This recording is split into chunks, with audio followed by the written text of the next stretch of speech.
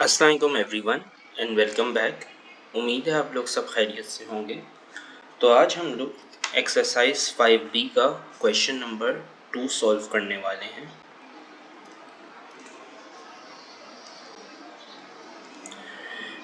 सबसे पहले हम क्वेश्चन पढ़ लेते हैं। देखिए, उसने बताया है कि the mark price of a folding table at a hyper market is $45। तो सबसे पहले हम डेटा लिख लेते हैं। यहाँ पे मार्क प्राइस $45 है। The hyper market gives a 12% discount, यानी कि हमें एक सर्टेन परसेंटेज डिस्काउंट दिया जा रहा है जो कि है 12% ड्यूरिंग अ सेल। जाहिर सी बात है, सेल में ही डिस्काउंट दिया जाता है। फाइंड द सेल प्राइस, सही है, वो मुझसे सेल प्राइस मांग रहा है। अच्छा, मैंने इस एक्सरसाइज की एक इंट्रोडक्टरी वीडियो अपने चैनल पर अपलोड की है।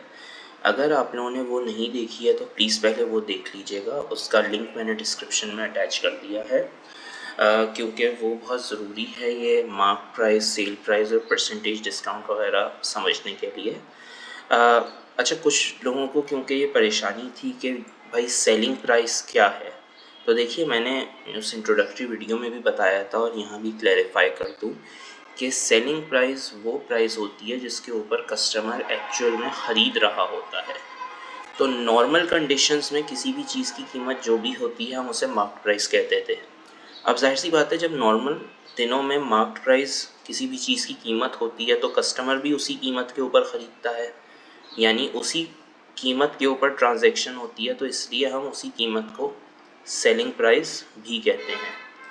लेकिन सेल के दौरान जब डिस्काउंट मिलता है तो कोई भी चीज़ जो बिक रही होती है वो सेल प्राइस के ऊपर बिक रही होती है और उसी सेल प्राइस के ऊपर कस्टमर ख़रीद रहा होता है, यानी कि ट्रांजैक्शन हो रही होती है, इसलिए हम उसको सेलिंग प्राइस कहते हैं। तो नॉर्मल हालात जो होंगे तो उनमें सेलिंग प्राइस बराबर होगी मार्केट प्राइस के, लेकिन सेल के दौरान सेलिंग प्राइस इक्वल होगी सेल प्राइस के।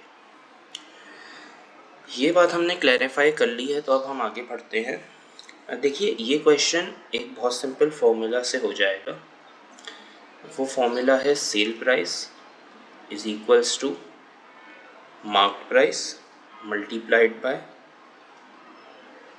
100 minus percentage discount divided by 100। सही है। हमें यहाँ पे सेल प्राइस मालूम करनी है। मार्क प्राइस मुझे गिवन है एज $45, सही है, और मैं इसे मल्टीप्लाई कर रहा हूँ 100। मुझे परसेंटेज के डिस्काउंट गिवन है 12% और हम डिवाइड करेंगे 100 से, तो यहाँ से मेरे पास सेल प्राइस आ जाएगी जो कि है $39.6, जो कि मेरा आंसर है।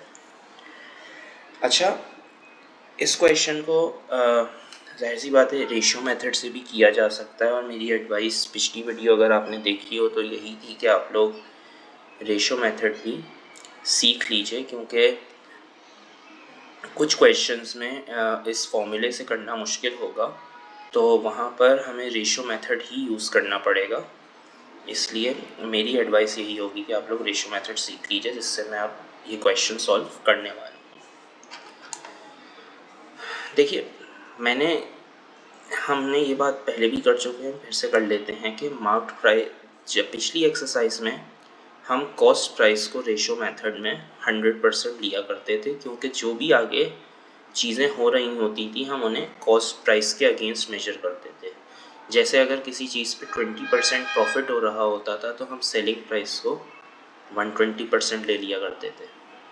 अब यहाँ पर कॉस्ट प्राइस का जिक्र तो है नहीं, तो इसलिए हम जो हमें मार्क प्राइस दी गई है जो कि है $45, उसको हम 100% देंगे, क्योंकि जो भी चीज़ें होंगी हम उसे हम मार्क प्राइस के अगेंस्ट मेजर करेंगे। मुझे ये पता है कि डिस्काउंट 12% है, और एक फॉर्मूला भी मुझे पता है जो कि है mark price minus sale price is equals to discount. सही है। अगर मैं मार्केट प्राइस को 100% ले रहा हूँ और मुझे सेल प्राइस मालूम करनी है और परसेंटेज में डिस्काउंट मुझे गिवन है 12%, तो मुझे पता है कि मेरे पास सेल प्राइस क्या आएगी, 88% ऑफ मार्केट प्राइस। सही है, क्योंकि कोई भी चीज़ यहाँ पे जो भी हो रही है वो मार्केट प्राइस के अगेंस्ट ही हो रही है। तो मुझे सेल प्राइस के बारे में यहाँ पे जाहिर सी बात है डॉलर्स में तो नहीं पता वो कितनी है, लेकिन मुझे ये पता है वो 88% है। तो हम रेशो मेथड में जो करते हैं क्रॉस मल्टीप्लाई करवाएंगे। मुझे $x फाइंड आउट करना है। मेरे पास 45 मल्टीप्लाइड बाई 88% है और डिवाइड करेंगे 100% से, और यहाँ पर मेरे पास डॉलर्स में आंसर आ जाएगा जो कि आएगा 39.6 डॉलर्स। अगर आप लोगों को ये वीडियो पसंद आई है तो प्लीज़ इस वीडियो को लाइक और शेयर कर दीजिएगा, और अगर आप लोगों को मेरे चैनल का कंटेंट पसंद है तो प्लीज़ उसे सब्सक्राइब भी कर दीजिएगा।